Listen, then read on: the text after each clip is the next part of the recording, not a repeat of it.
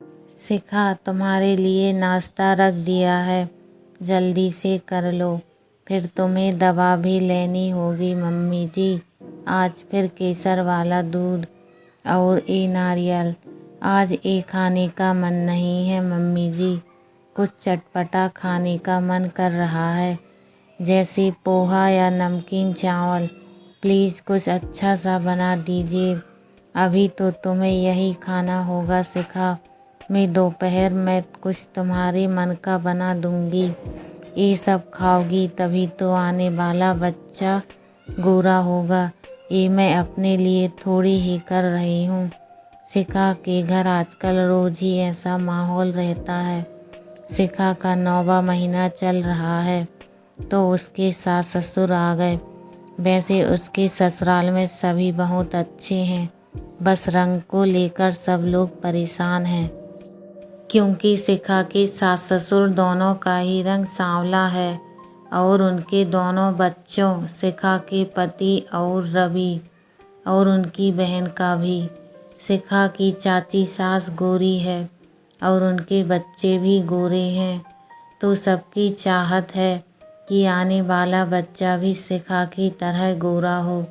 शिखा ये सब जानती है, पर ऐसे समय में बार बार ऐसी बातों को सुनकर बहुत परेशान हो जाती है। पहले तो जब अकेली थी तो सासू माँ फ़ोन पर बताया करती थी तो सुन लेती थी और जब मन करता था खा लेती थी। लेकिन जब से सासू माँ आई है तब से उन्होंने रोज़ का नियम बना लिया है, शिखा को ऐसी चीज़ खिलाने का जिससे आने वाला बच्चा गोरा हो। शुरू में तो शिखा खा लेती थी, अब तो खाते ही उल्टियाँ होने लगती हैं, पर सासू माँ तब भी नहीं मानती। कभी प्यार से तो कभी डांटकर उसे खिलाती रहती हैं। 15 दिन में इसी तरह के माहौल में रहकर शिखा डिप्रेस होती जा रही है। वैसे भी इस समय उल्टे सीधे ख्याल व सपने ज़्यादा आते रहते हैं। शिखा ने इस बारे में अपने पति का विचार भी जानना चाहा तो उन्होंने बातों ही बातों में कह दिया कि तुम गोरी हो इसलिए तो तुमसे शादी की है, कम से कम आने वाला बच्चा तो गोरा होगा। ये क्या, शिखा को लेबर पेन शुरू हो गया। सब लोग उसे जल्दी से हॉस्पिटल ले गए। शिखा को लेबर रूम में ले गए।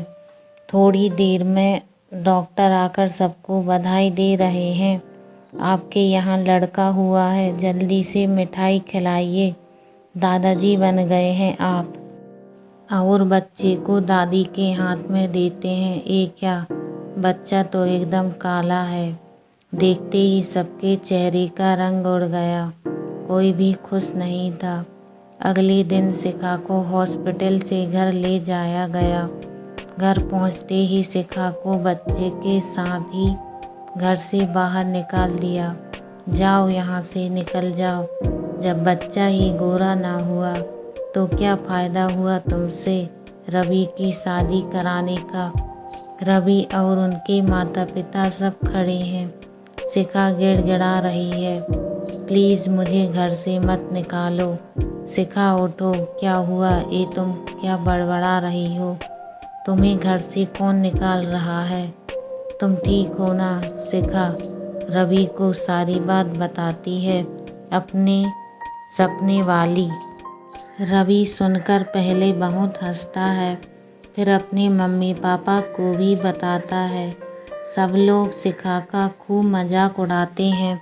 फिर उसकी सासू माँ उसे समझाती है, हम ये चाहते हैं कि आने वाला बच्चा गोरा हो, पर ऐसा नहीं है कि अगर गोरा नहीं होगा तो हम तुम्हें या उसे कम प्यार करेंगे।